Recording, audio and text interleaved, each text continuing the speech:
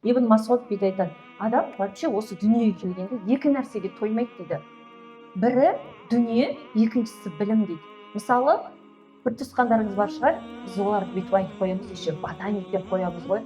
Ана көп білім алған адам еще ботаник деп қоямыз. Біз оны просто түсініп жатқан жоқпыз.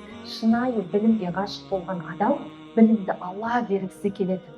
Мысалы, бір бөлмелі үйің болса, екі бөлмені қалайсың, квартира болса, жер үйді қалайсың, мына жақта кішкентай ғана машинаң болса, үлкен машинаны қалайсың. Неге? Өйткені біз дүниеге тоймаймыз. Уровеніміз өсе береді, өсе береді, өсе береді. Бірақ білімде біз қатты ғашық емес екенбіз. Сол кезде ойлану керек, или мен білімге ғашық боламын, или мен дүниеге ғашық боламын. Былай қарап тұрсаң, кейбір профессорларды қарасаң, мықты ғой ана кісінің білімі ше, андай ғылымдарды ашқан, бірақ әлі квартира жалдап тұрады.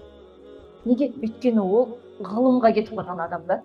А біреулер болады, кәдімгі дүниені жинап алғанда, бірақ әңгімесі бір бала сияқты, бір даналық сөзі жоқ бір адамдар болады да.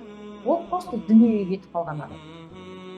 Сол үшін де айтады, білім жолына түскендер, ол рахманнан разылық алатындар дейді. Рахман дегеніміз Құдай, Алла тағаладан. Ал дүние жолына түскендер, олар қысым жолын алады дейді. Оларға көбінесе сол дүниемен көп сынала береді.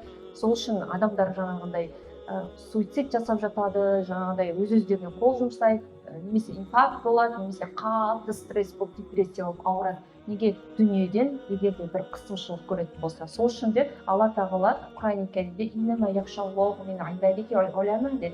Алладан қорқатындар тек қана ғалымдар. Шынымен Құдайдан қорқамын дейсің ба? Сен тозақ үшін қорықпа. Сен Құдайдың маған мейірімі бітіп қалар ма екен, менен бұрылып кетер ме екен, маған ашуланып қалар ма екен, мен сол үшін де Алла тағаланы танимын дұрыстап деп біз не істейміз? Білім аламыз. Ал кәллә иннал инсана ла ятға, алайда адамдар өзіне қасірет жолын таңдап алады дейді. Ол дүние жолын айтып жатыр.